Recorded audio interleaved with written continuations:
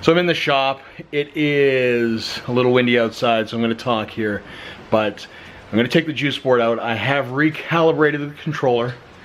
I have repaired it to the board.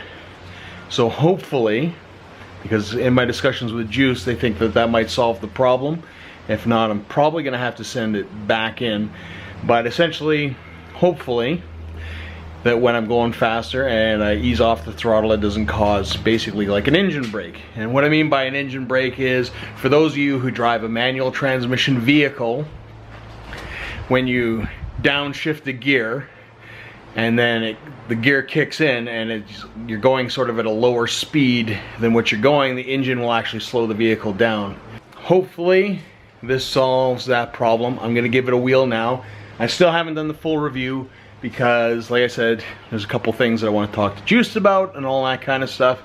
Overall, again, my impressions are still very good. There are a couple little finicky things. This is probably my biggest issue, is the engine brake thing, because for me, I think, especially at higher speeds, it gets a little sketchy. And it can take you a little bit by surprise sometimes. It's taken me by surprise where I've sort of lurched forward because I'm in a more upright position. My knees aren't maybe bent as much. I'm more cruising, so we'll see how it all plays out. So anyways, gonna take that out for a spin now.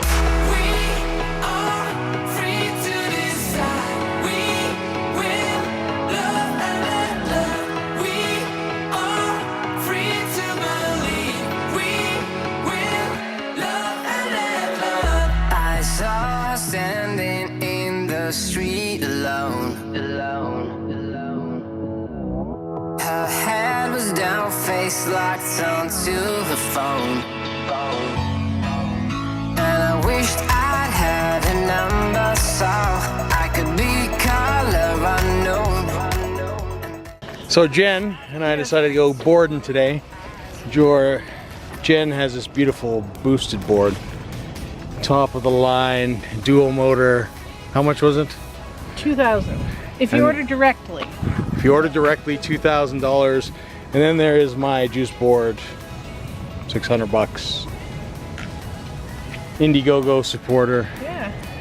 But you've been keeping pretty good. How do you like it so far? The boosted? I think it's amazing. I didn't board anything before. Hold on.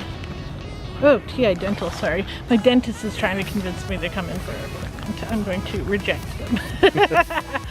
No, it's really nice. I can't say I can compare it to anything. I had to learn how to board, but I think knowing I have brakes helps the learning curve. Yeah.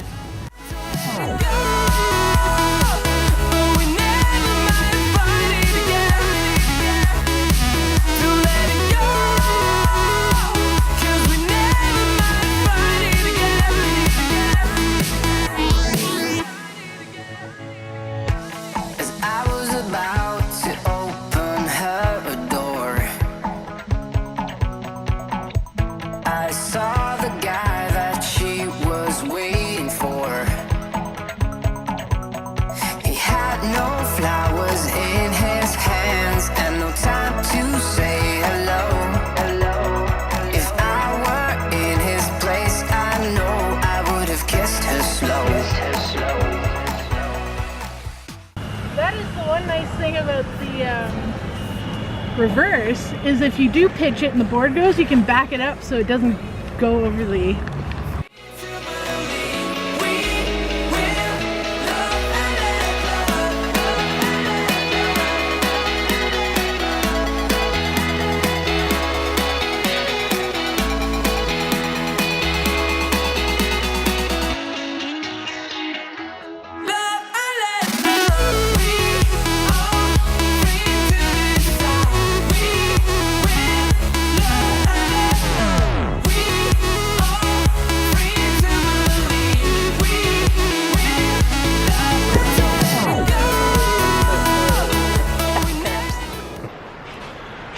All right, so took it out for a spin.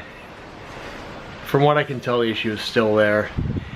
It is maybe not as noticeable, so maybe there's a little bit of a controller thing going on, but at certain speeds it's definitely depending on where that switch is. Maybe it's an overcompensation and it breaks a little bit, But I also found to go at certain speeds, if I was pushing forward, it felt like it was dragging a bit. So kind of the verdict with that is, as long as you're wary of it and know it exists, you can definitely work around it, enjoy the board 100%.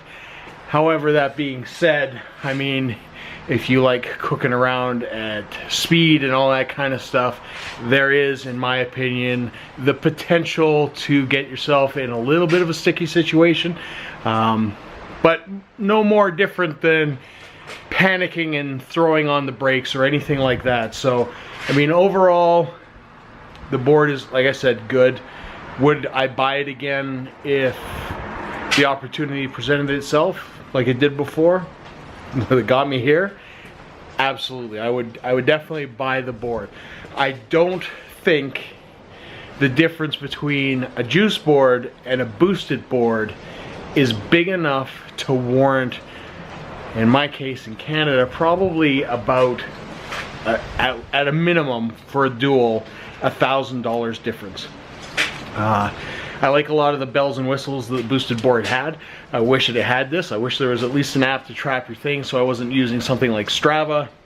But again, those all cost money in development as startups, so I understand why they were left out in order to create a board that was a lot more affordable. And to me, the bottom line is kind of affordability is a lot more important than it is to have the app and all that kind of stuff to see how many miles you've gone skateboarding. Although I will say that the distance thing, you do have to keep track of.